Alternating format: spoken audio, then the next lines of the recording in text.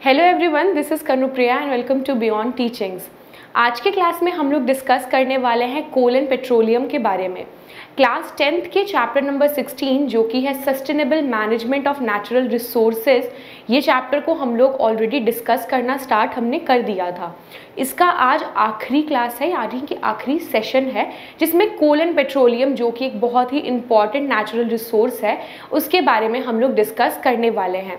हमने already water and forest के बारे में डिस्कस कर लिया है जो कि खुद एक बहुत ही इंपॉर्टेंट नेचुरल रिसोर्स है हमारे लिए। नेचुरल रिसोर्स उन सब्सटेंस को बोला जाता है जो कि हमारे सर्वाइवल के लिए बहुत ही नेसेसरी होते हैं, बहुत ही इंपॉर्टेंट होते हैं। तो चलिए आज के क्लास को हम लोग स्टार्ट करते हैं और कोल एंड पेट्रोलियम के बारे में डिस्कस करते हैं। तो जैसा कि यहाँ पे लिखा है, coal and petroleum are the most important source of energy. Coal और पेट्रोलियम जो है बहुत ही इंपॉर्टेंट सोर्स ऑफ एनर्जी है, यानी कि इनमें से हमें एनर्जी प्राप्त होता है और वो एक बहुत ही इंपॉर्टेंट सोर्स है। वहाँ से हम लोग क्या करते हैं, जैसे कोल या पेट्रोलियम को हम लोग जला के, कोल को जला के हम लोग थर्मल एनर्जी यानी कि हीट एनर्जी हम लोग प्राप्त कर सकते हैं। और वैसे ही पेट्रोलियम, जैसे कि आप लोग जानते हैं पेट्रोलियम प्रोडक्ट्स होते हैं, डीजल, पेट्रोल, केरोसिन, उनको यूज़ किया जाता है बड़े बड़े व्हीकल्स को चलाने के लिए। उसके अलावा एयरक्राफ्ट्स वगैरह में भी ये यूज़ होते हैं। देन जो सेकंड पॉइंट है वो कहता है, these are the largest conventional fossil fuel in addition to carbon containing hydrogen, nitrogen and sulphur. ये क्या है? कन्वेंशनल फोसिल फ्यूल है। फोसिल फ्यूल उन्हें बोलते हैं हम जो कि एनिमल और प्लांट के जो बॉडी पार्ट्स यानी कि उनके वो डिग्रेड होने के बाद जो फ्यूल बनता है, बहुत लाखों करोड़ों साल बाद जो वो लोग डिग्रेड हो के ज़मीन के नीचे रह के जो फ्यूल हमें प्राप्त होता है उसे हम फोसिल फ्यूल बोलते हैं। ये बहुत ही कन्वेंशनल फोसिल फ्यूल है, बहुत ही इंपॉर्टेंट फोसिल फ्यूल है। क्लियर? कोल के बारे में अगर हम बात करें तो it is a combustible organic fuel that occurs inside the earth. ये क्या है? कम्बसिबल ऑर्गेनिक फ्यूल है। ऑर्गेनिक फ्यूल हम लोग इसलिए बोलते हैं क्योंकि ये नेचुरली ऑकर होता है, और कम्बसिबल इसलिए बोलते हैं क्योंकि ये जो है ये कम्बसन को आपका प्रेसीड करता है, यानी कि हम इसे जला सकते हैं in the presence of oxygen. इसे जलाने से डिफरेंट गैसेस प्रोड्यूस होता है और ये हीट एनर्जी भी प्रोड्यूस करता है। जैसे कि हम लोग जानते हैं कोल को जला के हम लोग खाना वाना बना सकते हैं, डिफरेंट चीज़ें हम लोग कर सकते हैं। इंजन्स में ये यूज़ होता है। पहले के ज़माने में जो इंजन होते थे, ट्रेन्स होते थे, उनमें कोल का ही यूज़ होता था। शिप्स, बड़े जो शिप्स होते हैं उनमें यूज़ होता है। उसके बाद जो फैक्ट्रीज, इंडस्ट्रीज़ होता है उसमें भी हीट जो होता है या जो एनर्जी उन्हें चाहिए होती है वो कोल से ही मिलता है। सेकेंड अगर हम बात करें तो पेट्रोलियम के बारे में, यानी कि पेट्रो का मतलब होता है रॉक्स एंड ओलियम का मीन्स होता है ऑयल। ये रॉक ऑयल हम इसे कह सकते हैं, यानी कि ये जो होता है ये ऑयल है जो कि हमारी धरती के नीचे से हम प्राप्त करते हैं। हम जानते हैं पेट्रोल जो है या पेट्रोलियम जो है वो आपके ज़मीन के नीचे से वो निकलता है और ये बहुत सालों तक वहाँ पे डिग्रेड होकर रहने के वजह से हम इसे वहाँ से निकालते हैं।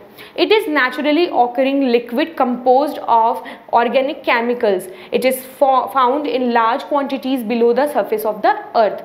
ये सरफेस ऑफ द अर्थ के यानी कि अर्थ सरफेस के नीचे पाया जाता है, ज़मीन के अंदर पाया जाता है। और ये कैसा होता है? ये एक लिक्विड सब्सटेंस है, एक लिक्विड है जो कि नेचुरली ऑकर होता है। हम इसे बना नहीं सकते हैं, ये नेचुरली ऑकरिंग है, ये खुद से बनता है, प्राकृतिक है और ये एक लिक्विड के फॉर्म में होता है और ऑर्गेनिक कंपाउंड है। क्लियर? ऑर्गेनिक केमिकल है जो ज़मीन के सरफेस के नीचे से आता है। कोल दिखने में इस तरह से होता है, पेट्रोल जो होता है, पेट्रोलियम जो होता है वो लिक्विड फॉर्म में होता है। क्लियर? अब हम लोग डिस्कस करेंगे formation of coal and petroleum, यानी कि कोल और पेट्रोलियम जो है वो फॉर्म कैसे होते हैं, बनते कैसे हैं। तो इसमें कहते हैं कि coal and petroleum were formed from the degradation of biomass million of years अगो।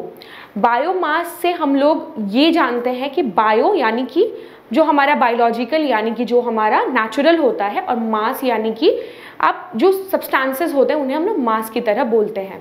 यानी प्लांट्स, एनिमल्स के जो भी बॉडी पार्ट्स होते हैं या वो डिग्रेड हो जाते हैं, प्लांट अगर टूट के गिर गया वो रहते वहाँ पे ह्यूमिड जो आपका ह्यूमस बना देगा और वो वहाँ पे क्या होगा, डिकम्पोज हो जाएगा। या एनिमल के बॉडी पार्ट्स या एनिमल अगर डेड बॉडी है वो अगर वहाँ पे डिकम्पोज हो जाते हैं तो उन्हें हम लोग क्या बोलते हैं? बायो मास बोलते हैं। ये बनता किससे है? बायोमास के डिग्रेडेशन से बनता है।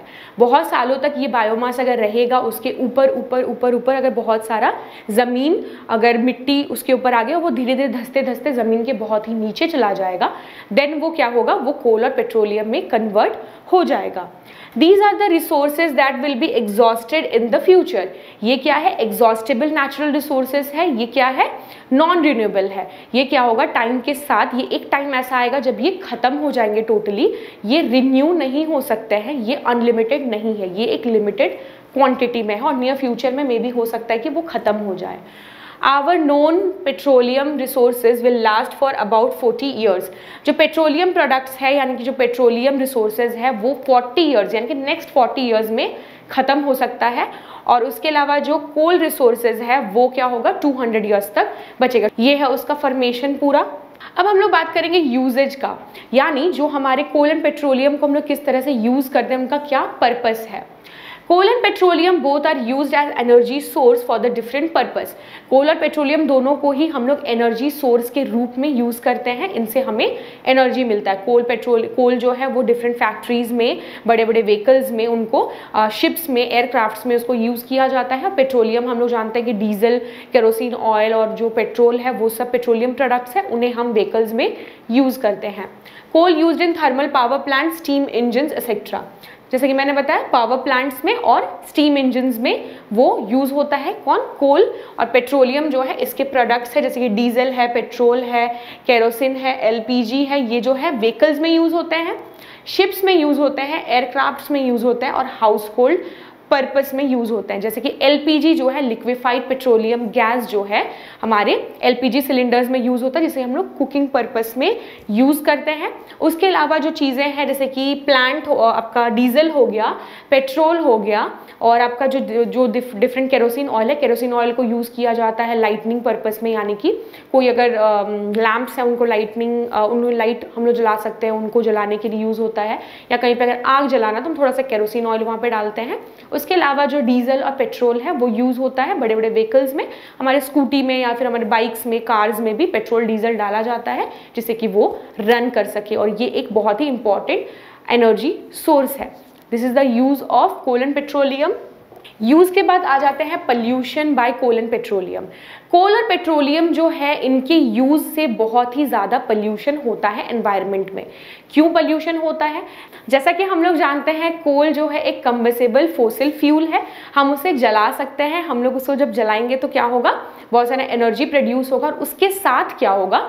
बहुत सारा गैसेस भी रिलीज होगा। वो जो गैसेस रिलीज होते हैं कोल को जलाने के बाद, वो गैसेस जो है वो हार्मफुल होते हैं हमारे एनवायरनमेंट के लिए। कुछ तो ग्रीन हाउस गैसेस है और कुछ जो है एयर पोल्यूटेंट्स है।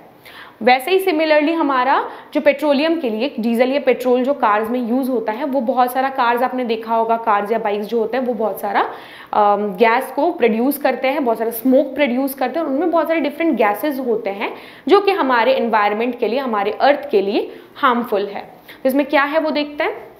When coal and petroleum are burnt, the products like carbon dioxide, water, oxides of nitrogen and oxides of sulfur are released in top air. कोल और पेट्रोलियम को जब जलाया जाता है तो क्या कौन कौन सी वो चीज़ें हैं जो प्रोड्यूस होती है? Carbon dioxide, water, oxides of nitrogen and oxides of sulphur release होता है एयर में। When combustion takes place in sufficient air, that is oxygen, carbon monoxide is formed. जब ऑक्सीजन के प्रेजेंस में हम जानते हैं कि कोई भी चीज़ जलता है, अगर कोल और पेट्रोलियम ऑक्सीजन के प्रेजेंस में जल रहा है तो वहाँ कार्बन मोनोऑक्साइड भी प्रोड्यूस होता है, कार्बन डाइऑक्साइड भी प्रोड्यूस होगा। कार्बन डाइऑक्साइड हम जानते हैं CO2 होता है और कार्बन मोनोऑक्साइड जो होता है वो CO होता है। डाइऑक्साइड दो ऑक्सीजन है इसलिए डाइऑक्साइड, और सिंगल ऑक्सीजन है इसलिए कार्बन मोनोऑक्साइड भी प्रोड्यूस होता है इस form instead of carbon dioxide. अब जब ऑक्सीजन के प्रेजेंस में होता है तो कार्बन डाइऑक्साइड की जगह कार्बन मोनोऑक्साइड होता है और दोनों ही हार्मफुल गैसेज हैं हमारे एनवायरनमेंट के लिए। These oxides of sulfur, nitrogen and carbon monoxide are poisonous at high concentration.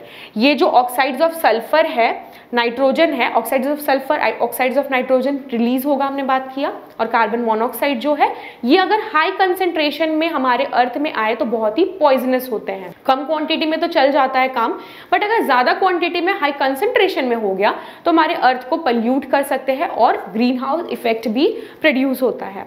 और कार्बन डाइऑक्साइड जैसे कि आप लोग जानते हैं कि ग्रीन हाउस गैस है। ग्रीन हाउस गैस क्या होता है? ऐसे गैसेस को हम लोग ग्रीन हाउस गैस बोलते हैं जो कि और जो आपके सन से आने वाले रेज को अपने अंदर, अपने मॉलिक्यूल्स के अंदर उसको ट्रैप कर लेता है, जिसके वजह से जो अर्थ का टेम्परेचर है वो इंक्रीज होता है, ग्लोबल वार्मिंग को वो बढ़ावा देता है। और ये जो ग्रीन हाउस गैसेस है it leads to global warming. Clear? तो पॉल्यूशन इस तरह से होता है। जब हम लोग कोल और पेट्रोलियम को जलाते हैं तो कुछ ऐसे गैसेस प्रोड्यूस होते हैं जो कि वेरी पॉइजनस होते हैं और ग्रीन हाउस इफेक्ट को वो लोग बढ़ावा देते हैं और ग्लोबल वार्मिंग उसके वजह से ही होता है। हमारा अर्थ जो है वो, उसका टेम्परेचर जो है वो इंक्रीज होने लगता है, जो कि नहीं होना चाहिए। क्लियर? तो ये है हमारा पॉल्यूशन जो होता है। इसके बाद का जो टॉपिक है वो है हमारा conservation of coal and petroleum, जो इस चैप्टर का मेन एम है, मेन मोटिव है। हम लोग इस चैप्टर में ये डिस्कस कर रहे हैं कि कैसे हम लोग अपने नेचुरल रिसोर्सेज को हम लोग कंजर्व कर सके या फिर उन्हें ऐसे कैसे प्रोटेक्ट करें कि वो फ्यूचर में भी यूज हो सके या फ्यूचर जनरेशन भी उनका लाभ उठा सके और वो अभी ही लिमिटेड होके खत्म ना हो जाए। तो अब इन्हें कंजर्व हम लोग कैसे करें? कोल एंड पेट्रोलियम को कंजर्व करने के लिए कुछ सिंपल प्रैक्टिसेस है, general practices to reduce the consumption of coal and petroleum are as follows. मैंने इन सारी चीज हम लोग को करके हम लोग क्या कर सकते हैं, थोड़ा सा जो है हम लोग कोल एंड पेट्रोलियम को कंजर्व कर पाएंगे। जिसमें सबसे पहला है नॉर्मल, बहुत ही सिंपल प्रैक्टिसेस है, switch off the lights, fans, television and other electrical appliances when not needed. आप घर पे जब रहते हो आप लोग सब कुछ यूज़ करते हो, फ़ैन यूज़ करते हो, टेलीविजन यूज़ करते हो, एसीज यूज़ करते हो और उसके अलावा भी जो भी इलेक्ट्रिकल अप्लायंसेस है उन्हें यूज़ करते हो। लेकिन जब अगर ज़रूरत नहीं है, जैसे कि अगर रोशनी है घर के बाहर, तो आप कर्टन्स को खोल दीजिए, विंडोज़ को खोल दीजिए और बाहर की रोशनी को आने दीजिए, लाइट्स को मत यूज़ करिए। इससे क्या होगा कि आपका जो एनर्जी है वो थोड़ा सा कम वेस्ट होगा।